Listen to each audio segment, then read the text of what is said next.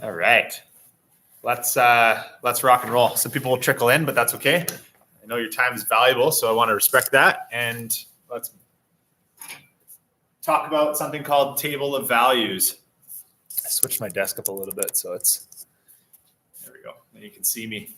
So what we are trying to do with table of values is we're basically finishing up the algebra unit by taking an equation and being able to graph it. So in order to graph an algebraic equation, like on your whiteboards, if you're using the whiteboard app with me, it says y is equal to x plus 1. That is something called a linear equation that you're going to be able to graph.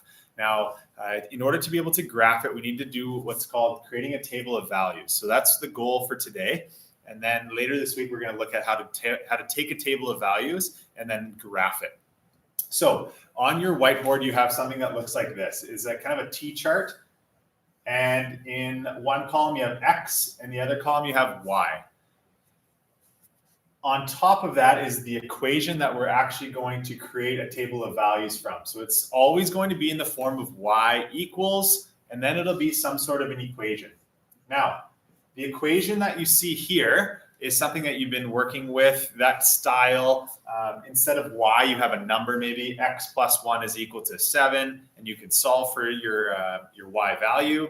In this case, you have two variables, which is a different way to see this equation, but it allows us to create a table of values and to graph something like this. So here is how you would take an equation like this, y is equal to x plus 1, and create a table of values with the goal of eventually being able to graph this linear equation. So it's going to create a line on a graph. Now, if you remember from maybe I think grade 6, grade 7, you worked with the Cartesian plane and you looked at being able to take two coordinates and plot them on a graph. So you have an x coordinate and a y coordinate. Say, for example, the coordinates were going to be 4 and 2. Well, if you had the coordinates 4, 2, you would be able to find that little spot on the graph and plot it. All right. Now, some of you maybe did the activity where you connect the dots or make a picture or do your name, something like that. That's going to come into play here, especially when we get into graphing. So in order to create a table of values, we need to take the equation that we're working with. So y is equal to x plus 1, and we're going to create ordered pairs. So ordered pairs is the x value and the y value that you'll eventually be able to graph on a Cartesian plane. So you're wondering now, where do I get my numbers from? And that's a great question. There's a couple different ways to do that. Now, one is if you're working with a question that says create a table of values, it gives you sometimes a range. It says from x values of say 0 to 5 is really common. So that's what we're going to work with now. So it's always going to give you the x values for the question. So I'm going to say this question, we are going to work from 0, 1, 2, 3, 4, and 5. So from 0 to 5, we are going to look at what are the y values, or what is the other ordered pair in this table of values. So on your whiteboards, and I see some of you already jump starting here, I want you to write the x value 0, 1, 2, 3, 4, 5. And that is typically given in a question, or if you're never given that information, you can actually just start with those numbers, okay? The other common range would be -3 to +3, because then we can look at what the graph is doing in the negative side of things, and we'll take a look at that today as well. But at this point, I see that's great, 1, 2, 3, 4, 5. Some of you actually are going ahead and filling this in, which is good. This is a simple one.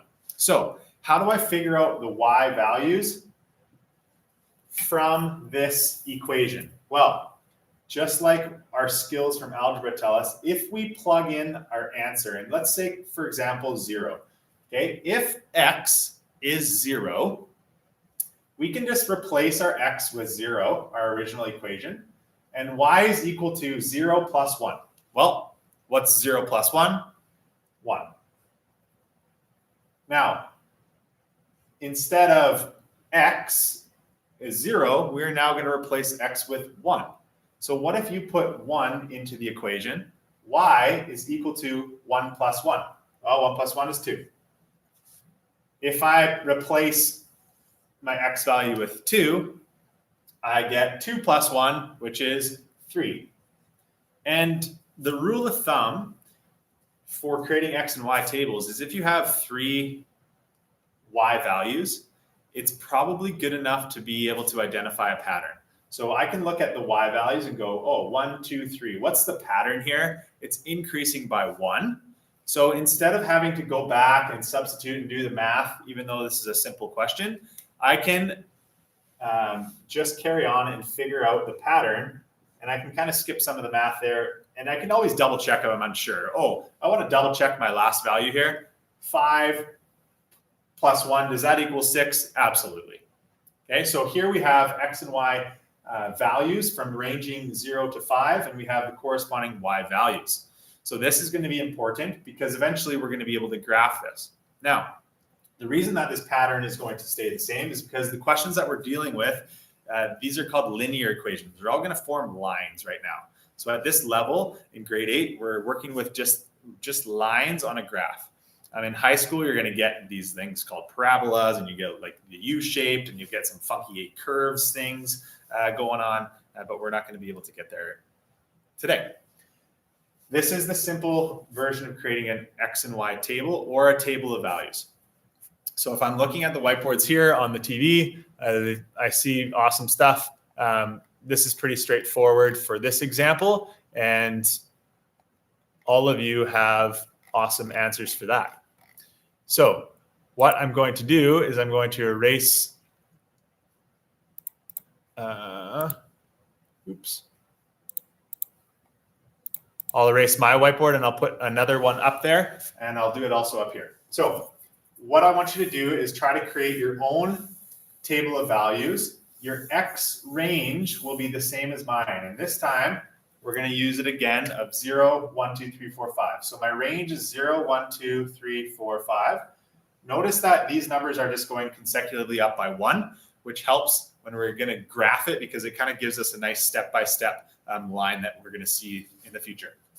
So instead of our equation y is equal to x plus 1, we are going to switch this to y is equal to 2x plus 1. Okay, so here's my new, if I asked you to create a table of values with an x range from 0 to 5, and your equation was y is equal to 2x plus 1. So on your whiteboard here, and I'll refresh mine so you can see what's going on if you prefer. Oops, I'll actually push this out to you in a second.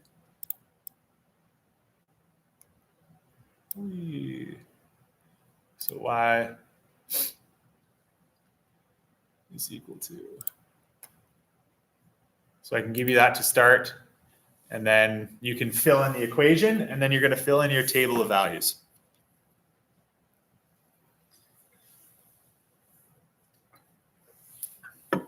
Now to get you started, I'll help you with the first one. If I want to figure out the y value for my first ordered pair, I need to take this x value of 0. I can pick any one if I wanted to, but I usually start at the top of the list. Put 0 into your question. Every time you see x, you replace it with 0, which means here we're going to put 0. Now, 2 times 0, remember when we have numbers squished together, it means multiplied, and anything multiplied by 0 gives us 0. 2 times 0 is 0, and 0 plus 1 is 1. So to get you started here, I have an x value. If x is 0, y is equal to 1. And that's back to that input-output that you worked on in grade 6, I believe, and a little bit in grade 7 as well. So I'll rewrite the original equation. And I want to see if you guys can fill in the rest of your x, y table of values with our new equation, y is equal to 2x plus 1. So I'll give you a second to work on that. Some of you are working just on a piece of paper at home. That's great. A number of you are working up here so I can see what you are doing. Oh, yeah. As soon as you find a pattern, that's great. 3 in a row, you can continue to roll with the pattern. That's great. Stay hydrated here. Awesome, awesome. Scroll down here.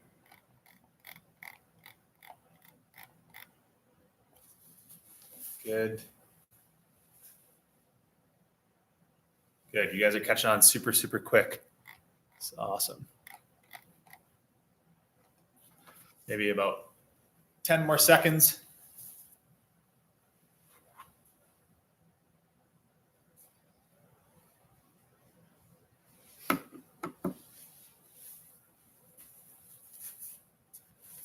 Okay, so let's go back here and let's finish this off.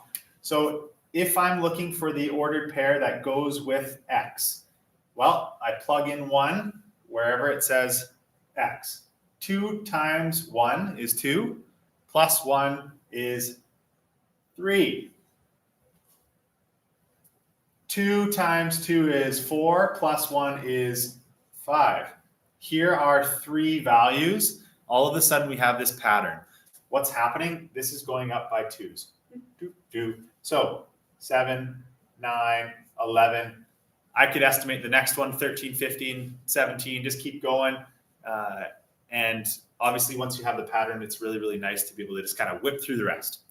If you're really unsure and you go, I don't know if I really trust this 3 in a row, I want to do 4 just to make sure, great strategy. If you want to double check the last one, you say, well, just to make sure, I'm going to plug in 5 to my equation. 2 times 5 is 10 plus 1 is 11.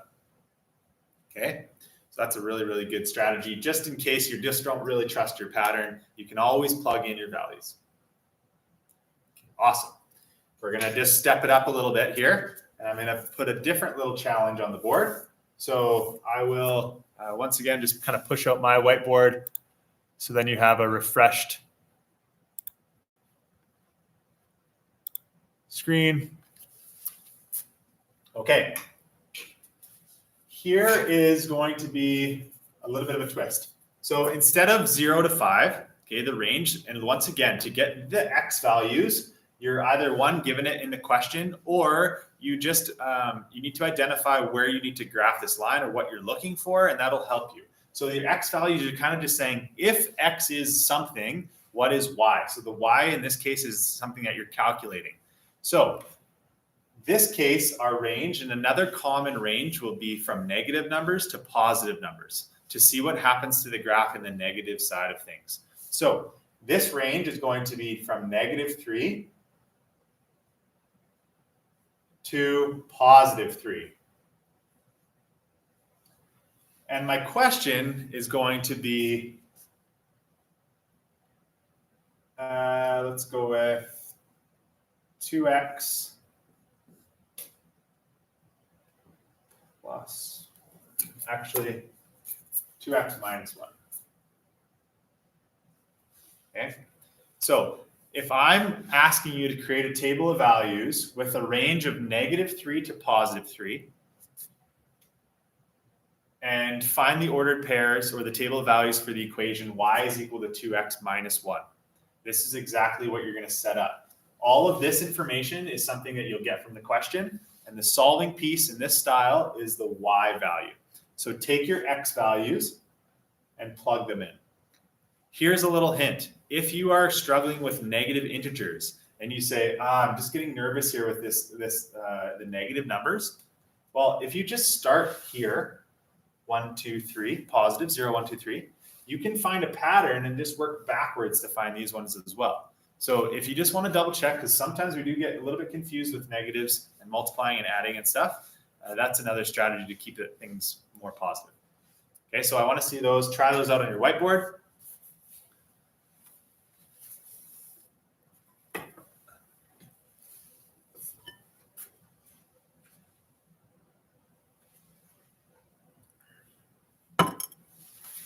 And as you're developing your y values, look for patterns. Does this make sense? Do they increase or decrease by the same amount? And you might have to be, you're going to be a little bit concerned about the positives and negatives there.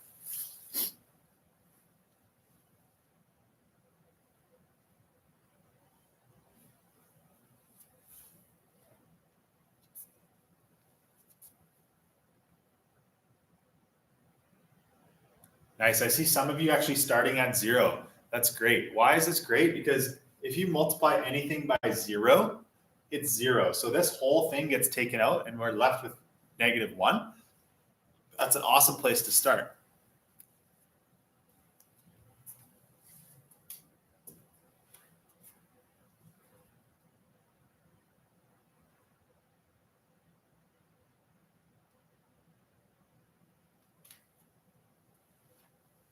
Nice. I also see some of you looking and saying, oh, I have a pattern, even if it's just 2 y values. Well, and then we do a third and it doesn't match the pattern. And then you go back and go, oh, wait, I messed this up. I got to fix this. That's great problem solving. Love to see that.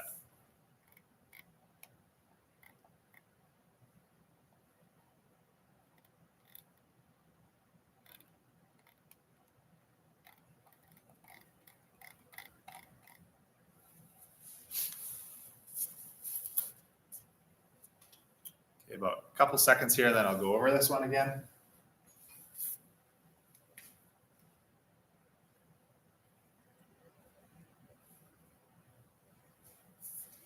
So if we start from the top, which is a strategy that you can use, some of you did, some of you started just with the positive numbers. It doesn't matter, whatever works for you. If I plug in -3 back into my equation, this becomes 2 times -3. A positive times a negative is a negative. So this becomes -6. Now here's an integer little equation. -6 minus 1 is going to be -7. Sometimes we get confused with that, adding and subtracting positive and negative integers. And if that's something that you're struggling with, use the positive numbers to help you get started, and then you can work backwards. If I plug in -2, 2 times -2 is -4, minus 1 is -5. You kind of have a little bit of a sense of what's happening. What's happening here, it's kind of growing by 2. Let's see if the trend continues. -1 times 2 is -2. -2 minus 1 is -3. Here's the pattern. It's growing by 2. So if you plug 0 in, it should be -1. Now, if I'm at -1 and I add 2, I'm going to get to a +1. Then +3 and +5. Okay, I can double check here. 3 times 2 is 6. 6 minus 1 is 5. All right. So that is how to graph a table of, or sorry, just to create a table of values when we have a range of positive and negative numbers. And this is a really common range, -3 to +3. Okay. All right. So I'm going to do another one here, and I'll try to make it a little bit more tricky because you guys seem to be picking this up really quickly, which is awesome. So my equation is y is equal to -x minus 2, and your x range is from -3 to +3. Okay, so we're looking at this question here. And really quick, I'll push your whiteboards clean so you have a starting spot. So y is equal to -x minus 2. I'm doing this on purpose because the negatives usually is where we struggle. And if you're scared or you're unsure with the negative signs, my recommendation is start with the positive x values, and then you can work with your pattern from there. So either way, give it a shot.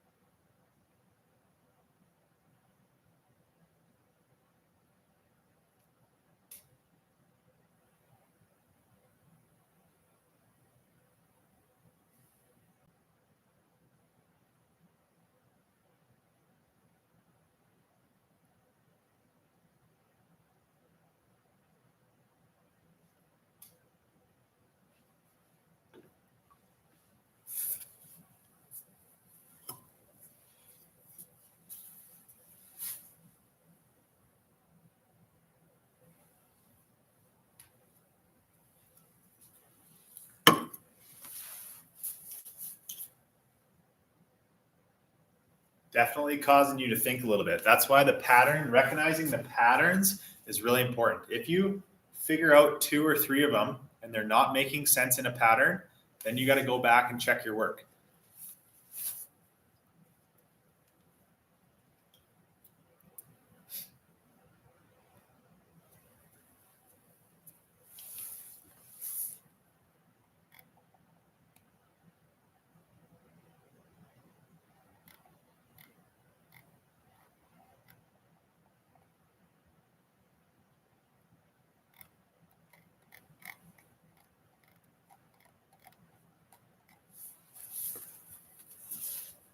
Starting with 0, maybe that's a good strategy.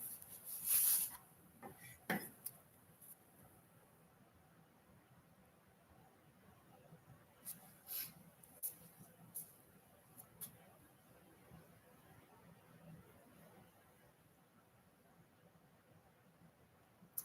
few more seconds. It's good to see you guys changing things, realizing, oh, I made a mistake, going back. I got to readjust this. That's perfect. Okay. Look for patterns. The Y has to make sense. Just like the X kind of goes up by ones, the Y's got to follow a certain pattern as well.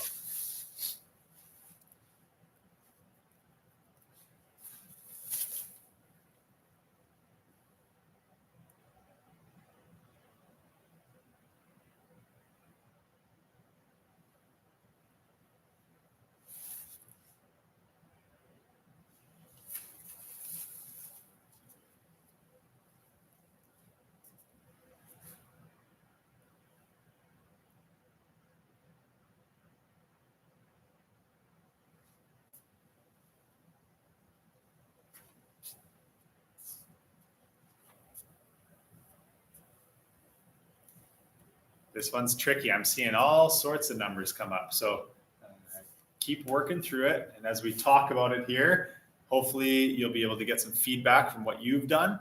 I'm seeing some people have good patterns, but maybe just have stumbled across the positive and negatives a little bit. Some of you are getting it. Some of you are really, really close. About 10 seconds here and I'll go over them.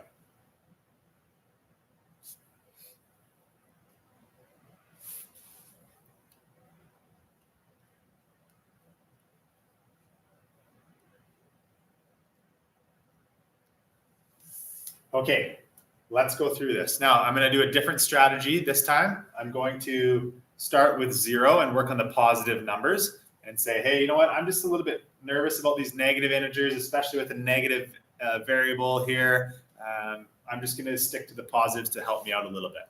Okay, so if I plug in 0 to my question, y is equal to negative x minus 2. So that would be like saying y is equal to, remember there's a little sneaky 1 in here. So it's like saying negative 1 times 0. Anything times 0 is 0. So 0 minus 2 is a starting spot here of negative 2. All right. Some of you are getting caught up with a negative 0 kind of thing. Remember, 0 is kind of that neutral number. We're just leave it as 0. If I plug in 1, negative 1 times 1, or negative times 1, negative 1. Negative 1 minus 2 is actually going to be negative 3. 2, so a negative 1 times 2 is a negative 2. Negative 2 minus 2 is negative 4. And this is an interesting one because it seems like as x is getting bigger, y is getting smaller, which is kind of crazy, but that does happen. 3, so if this is 3, we have negative 3 minus 2, which is negative 5. We can see our pattern here. Negative 2, negative 3, negative 4, negative 5. We have a nice little pattern.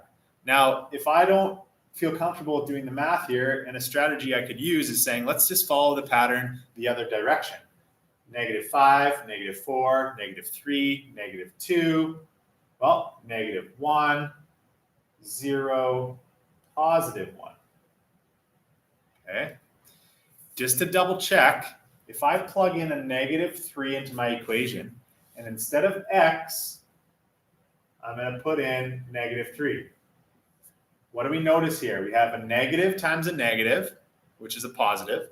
So we have +3. 3 minus 2 gives me 1. I'm ready to rock. This type of question, when we have a negative x value and we're trying to input some negative x values here, is the trickiest variation you're going to find, because we're going back to the silly double negatives, knowing how to add and subtract, multiply and divide integers.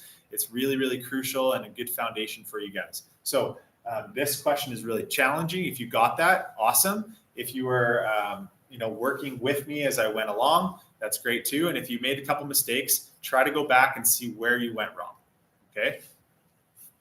So that is my lesson on table of values, creating table of values. And tomorrow you're going to have a little assignment where you're actually building the table of values so you can practice and show me that you can do this. And then the day after, we're going to look at graphing. We do have a short week this week because Thursday is off and Monday is off. So you kind of have a May-long weekend coming up. So we'll crunch this in. The following week, we'll wrap up the unit and we'll have a little exam. Okay, so that's kind of what's coming at you. If you have questions, just type them in the chat here or feel free to email me and I can address them really quickly right now. For those of you who are moving on with your day, thanks for tuning in once again, and look for a little assignment tomorrow morning that helps you practice this table of values. Okay, see you later. I'll stick around for a minute or two if you do have a question, and then we'll sign off. Have a great Tuesday.